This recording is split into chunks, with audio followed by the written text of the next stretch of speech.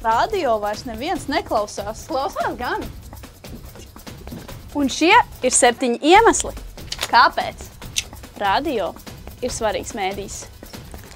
83% Latvijā dzīvojušie klausās radio vismaz vienu reizi nedēļā.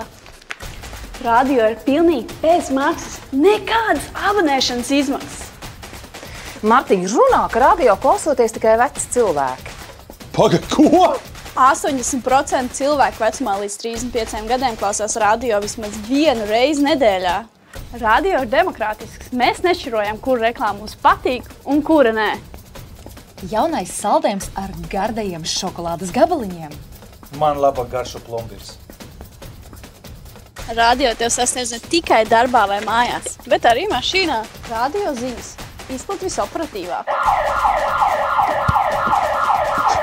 Tāpēc X stundā mēs būsim gatavi informēt tieši tevi.